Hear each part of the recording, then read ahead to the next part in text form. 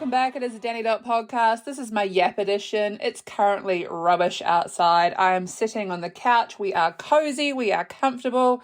I wish to thank everyone for your ongoing support and ideas from the Happiness Podcast. I actually added a whole bunch of new stuff to my own portfolio as to what could possibly bring happiness these days.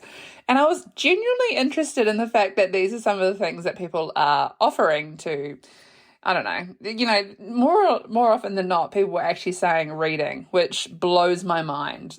Gone are the days of doom scrolling. I'm very impressed with some of these ideas, and we'll get to that near the end of the pod. I've had to put my kitten, she's 3 months old yesterday, away for the next half hour. I went to start the podcast. She got excited, jumped across my bed, flew off the other side. Like, we just can't have that. Posey has figured out what her feet do, and she is off like a rocket. I'm telling you, it is chaos with a capital K. Yeah, I don't even know. She is half ragdoll, and I fully see that trait in her. But for now, nah, she's chaos. She just wants to touch everything. She needs to play with everything. She needs to fall asleep holding your hand. It's like, I don't even know what's going on with this kitten. It's actually like the weirdest situation, and I haven't been in it for about 20 years, so I'm very exhausted. This morning she got up at 6:15 just because my mum was leaving to go to the gym, and she sat on the headboard of my bed and looked as though she was looking through the wall at the wardrobe door on the other side that mum was moving, and she was just following it along the wall. And I was like, this cat just is entertained by anything, any noise, any shadow, any movement. She's crazy. I was in a very important meeting last Wednesday. There was about 60 executives in it, and she decided to fall asleep on my headboard, which just so happens to sit about hip height. Well, I'm 6'3", so you can imagine the headboard's quite high. She's found this little posie where she likes to sit, and it just so happened that she stretched out and she fell off the back of the headboard. I dived up and tried to catch her, and it didn't. So you can imagine what that looked like on a video call, can't you? Poor little freckle, but no, she is 3 months old yesterday, and I feel like life's just starting for her. She is into everything, and I actually genuinely thought about it on Sunday morning because I didn't go out Saturday night. She was lying on my side, and she was just purring. And a friend last week told me that there's a really weird frequency when cats purr, that it just comforts you. And I just could not be more happy to have her in my life. It's just like, I don't even know what life was before her. I actually got up Sunday at about 9:30, didn't touch my phone, went out to the kitchen, made a coffee, went into the backyard and sat in the grass. And it just so happened that we had a really big weekend here in Cromwell where there was just multiple things on, but one of which was these little Cessna planes that took off. There was about 30 of them. And it was the most entertaining thing to sit there with a 3-month-old kitten, and the kitten was just looking up at the sky watching these little mosquito planes flying over. She was none the wiser. She didn't give a shit, but it brought joy to my face, and I was just thinking, oh my gosh, have I got a little aviation kitten on my hand who likes aeroplanes? That makes me happy. But no, so I will try not to give as many updates on Posey, but she is the bane of my life at the moment. I love every part about her and her existence. I've just recently brought a cat surveillance camera so that when I go over to Queenstown to do my new build, the house that we're building as a family, I can keep an eye on her. I have to stop taking her to Queenstown, so yeah, that's a problem. I get sad when I have to leave her, but there is some other stuff I have to talk to you guys about, so there will be opportunities where I have to leave her, and it's going to get busy. It's going to get busy. Anyway, we are officially at the 1 week mark of owning the Ninja Slushie, which last week I was telling you, I don't know, it happened to be something I could pick up a little bit earlier than expected. I was very excited and surprised. We made margaritas. That was the first thing. Second thing was coffee frappuccinos the next morning, which was amazing. However, I was pinging off the walls. I need to dial down the coffee brew. And more so, I don't know how to do portion control. So I was literally feeding half of Cromwell coffee frappes that day. I have put in it multiple times, Fanta, lemonade, Coke, you name it. But come to Friday, and I thought it'd be funny to put a bottle of Prosecco and some Aperol Spritz and some orange juice. I actually was following a recipe that came in the recipe book with the machine, so it wasn't like I was being spontaneously stupid. However, I was actually thinking, for some people it's quite difficult to drink a bottle of wine, but once it freezes and turns into a slush, it was so easy. I drank that bottle within I couldn't even tell you, 1.5 hours. I actually was going to and from a friend's house, running across the street, so I came home 3 times to top up my slushy cup. It was delicious, but it contributed to a bit of chaos on the Friday night. And it was the only time I went out. All of last week was to the pub after that. I hadn't seen a lot of people for a long time. It was just one of those weekends where a lot of people were out. There was multiple things on. Heaps of people came to town. It was very social. I loved it. But no, I came home and I thought, I'm just going to make carbonara, which, you guys, is something I've never done. I don't come home after a couple of wines and decide to cook. It's just not me. So this was weird. I then went into my bathroom after I ate the carbonara. There was a spider, which for 3 weeks I've called Dave. It's just like I don't even know how to describe it. It's probably as big as your thumb. It's not even that big. However, I thought after a couple of wines, let's try and get it out the window. We'll try and save a spider. It's the right thing to do. No, I fell. I fell into the bath and I didn't squash it, but I was just like, shit, that actually hurt. Didn't think much of it, had a shower, went to bed, everything's fine.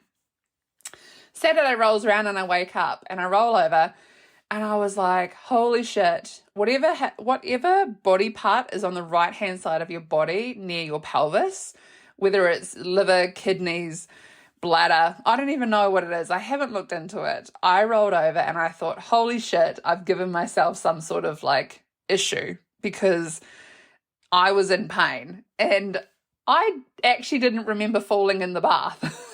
That's how minimal I thought that was. So went about my day, thought, oh my gosh, it's gradually coming right. The side of me's fine, rah-de-rah. And I'm sitting on the couch with my leg up, just, casually watching a movie Saturday night.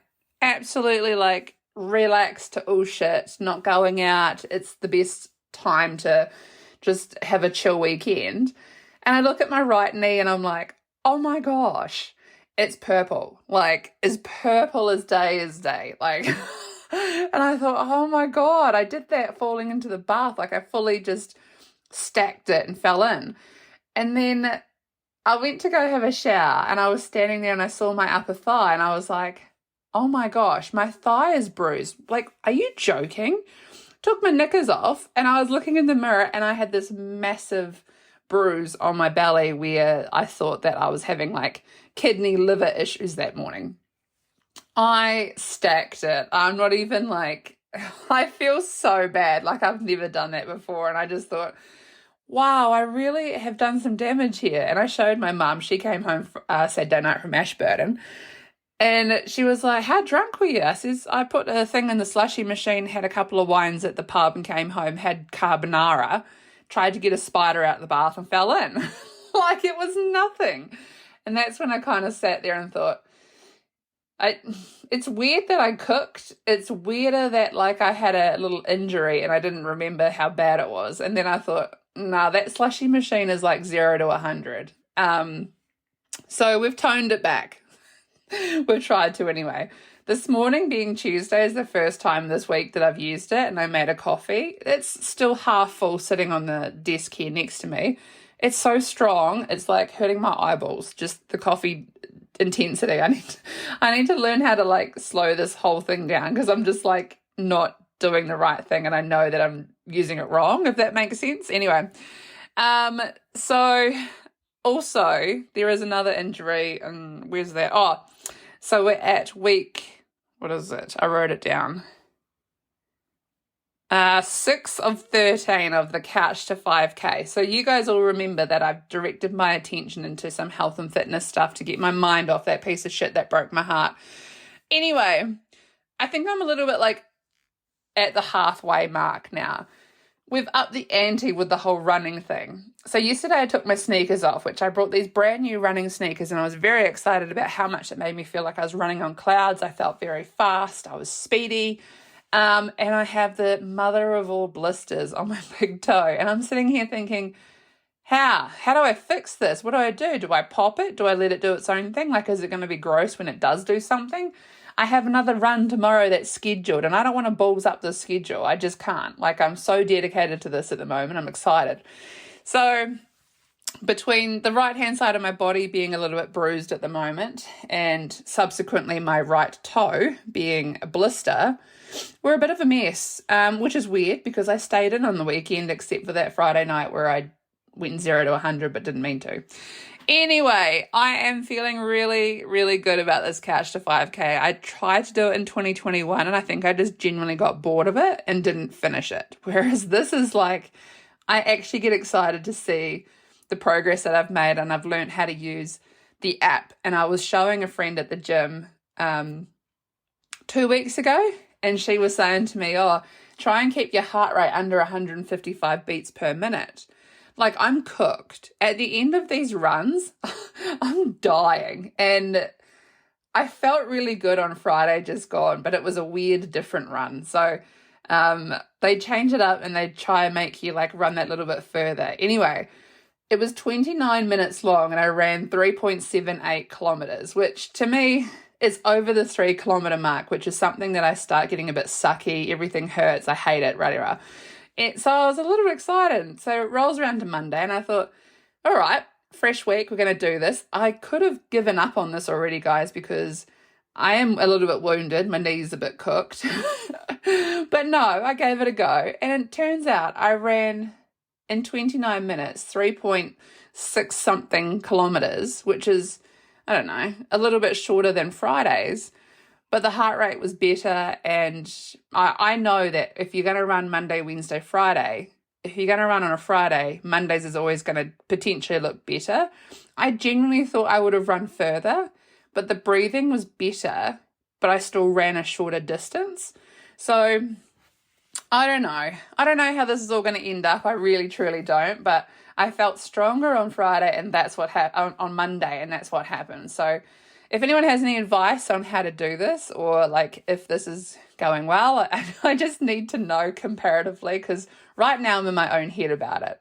I feel really good, and that's the main thing, and I'm actually very driven to complete this, but I don't know what all these things mean, and I don't know if it's like going in my favor. Will I get to week 13 and actually complete the 5Ks? I don't know. But no, it's been something that's just actually helped me get over that brain fog and that hurdle and give me a little bit of motivation, because I don't even know where I'm at right now, but we're coming to the end of February and I feel like a different person. If I could tell you how shit and dark I felt like 8 weeks ago, coming up 8 weeks, so I don't even know anymore. It's like crazy how good I feel right this very second. I'm full of energy. I'm like directing my attention to all these types of things that make me happy. I'm literally living in this bubble of self-respect where I'm like, don't come near me, because I'm healing and I'm doing things for me and I'm feeling really positive. But subsequently, there's a lot of weird negative shit happening around me, and I'm like, I'm genuinely thinking, holy shit, maybe I should move to Queenstown, because I've been saying it for a wee while. Do I fit into this whole small town thing? Probably not. It's been easy for me because I work from home, so I don't have to see anyone. I don't have to leave the house. And right now, between my Ninja Creamy, which I make ice cream in, and my Ninja Slushy, which I make cocktails in, do I need to leave the house? I mean, I have all you guys and the whole chatter and commentary on my Spotify app and things like that help me keep engaged. But I look around at this small town drama and I just think, Jesus, I need to stay home. Because I'm one of those people, if my mouth doesn't say it, my face does. Anyway, so yeah, this is where I'm at with all of this at the minute. And we had a real busy, weird Cromwell weekend. We had planes, horses, car racing, weddings. There was just a lot of busyness. However, a lot of people left Cromwell and actually went up to Electric Ave, which is a concert in Christchurch. I gave it a miss this year just because I thought I've done it 2 years in a row and it's fine, it's great, but no. I just needed to have a breather, and it's really big on me to actually take a step back and realize when the tickets came out that I just didn't want to do it this year, which is fine. A lot of you are asking about a granddad update. Weirdly enough, we've turned a corner. So I know I barely touched on it last podcast where my mum had been going to and from Ashburton to try and help and everything else. She rang him last night and he had eaten 4 meals a day. He is enjoying food again. It's like the early onset dementia has subsequently eased off, which I don't even think that can happen, but his brain is now reminding him to eat and enjoy food, which that was really scary there 4 weeks ago. I mean, if he couldn't eat the simple thing as a cheese bite, like a little cheese quiche, one that was as big as your thumb, and he lost 4 kilos in a week, and then this week just gone, he stayed the same weight. Mum's worked really hard on this, so I could not be happier. And he had his son over from the Gold Coast, my uncle. He's a big deal in my life. I love him. He did all the odd jobs around the house and Mum was helping with the food. I genuinely think when someone's poorly and going through something, if you alleviate the stresses that are around them and they can focus on something that's good for them, it just helps the whole situation. So I was so happy to hear that my granddad had turned this massive milestone of eating so much. And when we rang last night and he was telling us he had an ice cream sundae from McDonald's and he was excited about it, I was like, yes, granddad. So yeah, look, thanks for reaching out. My granddad is on the up. I did get a little bit nervous and think, well, this could be like a resurgence where you really enjoy something and you put a lot of effort into it and then your body just gives up. So I was very aware that could happen. But we spoke to him this morning and he was off to have a bacon and egg sandwich. So I am very happy for my granddad. I couldn't be more impressed with what's happening. It's been the most amazing situation to watch from a distance, that's for sure, because I have the kitten and I can't just take her up to Ashburton. I would, but I won't. A few people have been asking what I've been doing, any sort of recommendations and whatnot. I have deep dove on 3 really cool Netflix documentaries lately that I thought I might pop on here. I mentioned one yesterday to a friend and he was like, holy shit, how did you come across that? And I thought, I need to talk about that. That documentary I'm talking about is the Run documentary with Ned Brockman in Australia. He ran from Perth to Sydney, 100 kilometres a day for 47 days. Huge, massive milestone. I mean, I can barely run 4 kilometres. This guy's running 100 in a day. So that documentary, it's only an hour long, but it just gave so much like determination in my brain. I was like, yes, Ned. And I think I even touched on it like briefly last year when they were talking about going 100 days sober. A couple of blokes in Australia came up with it. It was off the bat of Ned Brockman and his determination to do Perth to Sydney running. It genuinely shows you the elements of what people can like put their mind to. And I was just I sat up in bed and I was like, yes, I'm not going to do that. But to me, the Couch to 5K is a bit of a milestone and I felt good about it. The next is apple cider vinegar. Don't need to go too much into this. The Belle Gibson Instagram con artist. The actual TV show that shows how it all transpired is really interesting. And then the actual documentary that involves Belle Gibson herself. Yeah, look, I get really sketchy about scam artists and all that type of shit. I'm even doing something at the moment where I'm trying to pull some financial shit into a different situation with another financial institute. I got a phone call this morning from that financial institute and I genuinely said to him, I don't trust you. I am going to go through the motions of doing this properly through the app itself because the app is teaching me like what I should do purely because I don't believe you. And it's so easy, but if you can imagine 2014 when Belle Gibson was doing this in her whole pantry, people were genuinely under the impression that you could cure cancer with whole foods. And it looked like it was such a like it was genuinely happening to people. So you could fall into that trap and people were buying all these things. I was genuinely shocked that Penguin Books and Apple supported her. Off the bat of what? Like, I was spiraling. And the actual TV show is very good. I would love to recommend that to you guys if you're just wanting to find something new to watch. And lastly, the disappearance of Gabby Petito. I was watching that all unravel, and I think it was 2021. I could be wrong. It could be 2020. She went off onto a van life adventure with her boyfriend, Brian Laundrie. He was very, how can I put it? He's one of those blokes that gets really needy, and subsequently it came out that he killed her with strangulation. However, there are a lot of conspiracy theories that he himself has not passed away, because the end of that documentary shows his parents going into this big national park and within an hour finding his body, which screams red flags. It was a really sad situation when this all happened for Gabby Petito. I do remember it. We were in like the midst of COVID in New Zealand, and I was watching it all unravel on social media that this young girl who just wanted to go and start a van blog on YouTube goes off with her boyfriend, and then he gets the shits about her reaching out to her ex, and then she ends up dead. Well, I don't know. There's something really suspect about it, and I do believe that her boyfriend, Brian Laundrie, is still alive, just because the dentist that ID'd his teeth after he killed himself with a gunshot wound to the head was his uncle. And that screams red flags as well.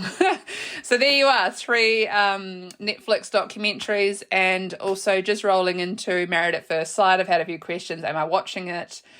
The last season I actually watched of Married at First Sight was the 2019 season. I was leaving Australia at the time, so I was still there. It was plastered on all the billboards. It was like such a vibe. Came back to New Zealand and I decided, my God, I don't need the stress of Married at First Sight. And I don't really think it was that big throughout COVID. I don't remember it being a big TV show in New Zealand. I think in New Zealand we're just genuinely quieter people. Reality TV is good, but we don't need it. I don't know. But my auntie in Christchurch, she literally texts me once a week and she'll say, are you watching the commitment ceremony? Are you watching the dinner parties? For like an 80-year-old woman, I'm just like thrilled. And I love the conversations that me and my auntie have about Married at First Sight. So yeah, I am watching it. I am obsessed with Jamie and Dave. I'm calling them mum and dad of the season. Like, just watching their love happen and just be so natural. 100% here for it. I will let you guys know that I have applied for Married at First Sight and I have been approached, but I don't have the backstory. I don't have any like gossip or baggage. I'm literally the most boringest person when it comes to past life. I wish I could say I had an ex that was volatile and I had a couple of kids or something stupid, but I just don't. That also goes for the same as The Bachelor, Married at First Sight, Farmer Wants a Wife, and Gogglebox. I was approached to be on travel guides. So me and a friend, we have applied for that and we got as far as making the videos. Again, didn't have the backstory, not interesting, which is so weird because I have a podcast and I feel like every week I turn up and I've got something weird to talk about, but it's not good enough for TV. I don't know. Anyway, if you want to nominate me for Married at First Sight, I absolutely would. However, I'm probably more inclined to be on Love is Blind because that's on Netflix. It's a really great show if you want to fall in love with someone based off getting to know them through a wall, which sounds really out the gate. I've previously talked about it on another podcast, but there's something it's kind of like The Voice. There's something so interesting about finding out about someone before you visually see them. I think I always say this about myself. Like, I'm not the best in a CV or on paper or even on a Tinder profile. I'm better in person. I have this personality that you can't put on paper. You genuinely just have to get to know me and just be like, wow, she's not making that up. So, yeah, I don't know. I need to probably work on a few applications a bit more just because maybe I feel like I come across as not interesting. I don't know. I've had a couple of people asking what my life admin looks like in 2025. 2 things I've focused on for my Yap podcast is email organization and a review of my bank, which is the weirdest 2 things. I absolutely get this. However, emails are the bane of our existence when we're in our 30s, 40s, 50s. In your 20s, not so much. I mean, I remember I muted my emails on my phone just because back in those days I was terrified of getting a power bill, and I was like, I just don't want to see that. I don't want to have negativity in my day. So it wasn't until I was in my 30s I started actually like applying for things and giving reviews on things and getting responses on other things that I was genuinely like overwhelmed. I always want to have a voice, and I feel like I've been a really great voice of reason for many, many months, even years now. However, my emails took a bit of a turn and got a little bit messy. So 2025, we are turning up for email administration. I want you guys to look at how your email looks, and I want you to organize it better. Have some for your car finances, for your purchases, just the things that, like for me, I'm part of a country club, so I get those emails. Just organize things so that it's easy to find. You're not asking for much, but your brain will like thank you because it just gives that little bit extra space in your life where you can breathe. And I think it's very important. We need to do these things to mature, and life administration is very important. Review of the bank. This is a weird one, but my mum brought it up the other day. She has been helping my granddad with his house loan, which is crazy to think someone at 82 years old is having this issue. But Mum stepped in for him and started talking with a bank person about this, that, and the other. And she was sitting there in the car driving back from Ashburton, and she was like, I'm with this bank, Tom's with that bank, the business is with that bank. Dani's with who? And when she came home, she asked me, and she says, who do you bank with? And I was like, that's a really weird question, but I actually haven't changed banks since 2014. Weirdly enough, because my bank at the time did this weird thing where they would, I don't actually know if other banks in New Zealand do this, so don't quote me on it, but back in my day, the banks would give you sub-accounts, and I named those accounts. So I had a car account, a wine box account, presents, and every single time I get paid, I set up automatic payments to drop into those sub-accounts. So I don't actually need to move money around. It's all set up just to flow. And weirdly enough, I get to the end of the financial year or the end of the actual year in December, and if you've been putting away money for the whole time and not touched it, all of a sudden you've got the money for your car service, you've got money for Christmas presents and, New Year's and everything else, and you don't have to scramble. I have scrambled financially all through my 20s. It wasn't until I came across this type of banking that weirdly enough just started working for me. So I told Mum this, and she was like, what? I mean, I've traveled, I've been around the world, I've had a lot of banks and weird involvements with financial institutions. It's just crazy to think I moved to Australia and came back and I still kept with the same bank for that one reason. And they haven't improved as a bank in general, which is crazy because I look at how other countries do money and I think New Zealand really needs to catch up. But for me, this works. If you want more information on it, reach out and I'll drop you a message where this bank is. I'm not going to give financial advice on a podcast because I could get sued. But it was just something I thought I might bring up. How is your bank helping you in 2025? Do you want to pop out the other end of this year and be financially a little bit more in the green? There are ways to do it. So anyway, and what else have I got on my list? Oh, so there is something happening on the 1st of March. There is tonight at 8:10, there is a flight leaving Auckland. It is direct to Las Vegas. We are going up against the Canberra Raiders, New Zealand Warriors. It is the 1st of March that we are playing in Las Vegas. I would have given my left arm to be on that flight. I reached out to probably a couple of friends and they were like, oh, It's a bit expensive for the short amount of time that you're in Vegas, but these are the types of spontaneous weird shit that I like to do.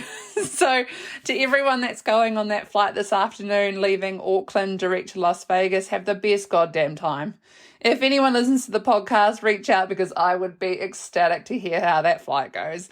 And all the best for Saturday, the 1st of March. I believe we are playing at midnight, which is 4 p.m. Vegas time. That is the New Zealand Warriors versus the Canberra Raiders.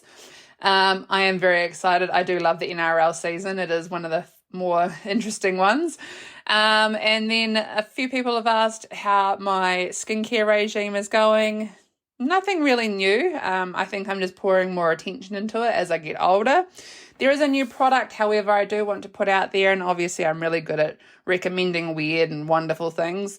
We are going to go back to the Ordinary brand. It is one of my favorites, very, very cheap. They just use really great ingredients that are singular. They don't multiply all their different ingredients in the one bottle, so nothing really works. This product I'm going to talk about is the GF 15% solution. So it's called Growth Factor Serum Solution. What they're doing is they're actually calling this the Botox in a bottle. I know. I've been using it for 4 weeks and I genuinely can tell you guys I'm seeing massive results. But it's not so much that I need Botox. It's weirdly enough the texture and the tingliness that it does to your face. So it helps minimize and repair visible skin damage to regenerate the appearance of aging skin across the face and neck. It incorporates 3 technologies to target fine lines and wrinkles, loss of skin firmness, loss of elasticity, rough texture, and dull skin tone. So you can imagine that this is kind of like a pretty special ingredient. You just put it on and it just does its thing. I really can't make it any easier. It's my favorite from The Ordinary. It's brand new. When I was in Australia in January, just last month, I picked up a bottle. I don't know why. I was just walking past it and I thought, wow, that's new. Botox in a bottle. I think it's $32. And I am seeing such great results. It just does this weird, I don't know, youthful thing. I feel like my skin is plumper and feeling more soft. I'm not one to sit out in the sun and toast my skin or anything, but you can definitely tell that it's helping regenerate what was once in my 20s, maybe. No, but anyway. So I just do want to touch on something really quickly. You know, I've been talking about I want to go on a solo adventure. It's weird, you guys. I had an epiphany yesterday. When I was doing my run, I came across, I think it's Delirium, the song. It was playing and I thought, I got goosebumps. It was like a weird, I am saying it is an epiphany. It was like the clouds cleared and I decided, fuck it, you know what? I'm going to do something. So I was smiling ear to ear and it's kind of like one of those really interesting, oh my God, I can't believe I didn't see it sooner sort of situations. And I know that I've been in my head a little bit about solo travel. I get that. Am I scared? No. Should I be traveling with a person that enjoys traveling? Maybe. Thing is, I've been waiting for something to come up and I'm one of those people that doesn't really do things on a whim too much. I mean, I would, but sometimes when you think about travel, you think if it doesn't feel right, it probably isn't. Whereas this to me just made me smile and laugh and think, holy shit, I'm going to do it. So I reached out to a friend who is my bestie's work husband from 10 plus years ago. And he is an avid traveler of the United States. And this is where it gets really weird because he does know me quite well. However, I was just asking him a few questions about the East Coast of America, more or less. So I'm talking like Florida, Miami, Barbados, Dominican Republic. Is that a part? I think it is. Puerto Rico. And I said to him, if you were to go on a cruise from Miami or Fort Lauderdale down to a few parts of the Caribbean, what would you recommend? You guys, you never guessed what he said. He sent me back a message with a picture of an airport at St. Martin's and said, flog the cruise, Dani. This cruise goes to this destination, St. Martin's, where planes land on top of you whilst the runway is at the end there's a beach at the end of the runway, and you can sit on the beach and there's an arrivals and departures board, and you can just enjoy when planes arrive. And I thought, holy shit, this is a guy who knows of me through my best friend. And he's telling me about aviation when I'm asking him about travel advice. And I tell you, it was just one of those like real spiral excitement moments. Like, he was giving me all this type of information and excitement about what I could book, which, yeah, it did snowball a little bit. And I started looking up how much it costs to fly from Queenstown to Miami, which return is 3,000 New Zealand dollars. I'm one of those people that panics a little bit just because it is a long time in an airplane, and my leg, for blood reasons, is not the best at that kind of shit. So I wanted to try and break it up a little bit more. But I do feel like this is something that's going to happen, and I'm very excited to plan it. I don't want to go with anyone. I actually just want to go by myself. And weirdly enough, there are singles cruises. So we're actually in the motion right now of speaking to a cruise agent that works on the East Coast about hopping on a boat for 7 days that goes around the Caribbean with a whole bunch of singles. I just can't even be more excited, honestly. It just brings so much joy to think I don't have to do this with anyone. And I think that's where I was a little bit scared. I was, but I wasn't. I was waiting for the right time. There wasn't. I mean, life's going to keep going on anyway. You just got to do it. So, yeah, if anyone has any advice on the East Coast of America or wants to give me their like travel tips or whatever, my door is always open, doll. Tell me. I want to know. I'm very excited because I've never done the East Coast of America, and weirdly enough, I actually wanted to go to Asia, and now it's changed to this, and I just don't even know why. So this is happening. Florida, Miami, 2025. Dani is coming. We don't know what this looks like. I have only looked up flights and got really excited because it's an opportunity for me just to get there and lay my feet on the ground and do what I need to do in another country. Anyway, I will wrap this up here. It has been always a pleasure. As we are leaving, don't forget, Saturday, 1st of March, midnight New Zealand time, the Raiders versus the Warriors. Up the Wars. Have the best season, you boys. And as always, I went to say is and as tried to come out. Reach out to me on Instagram, Dani Dot Pod, or Spotify. Drop me a question or a comment. I will always respond. I love all this type of shit, you guys, honestly. Until next week, I will see you guys around and have the best weekend. Bye.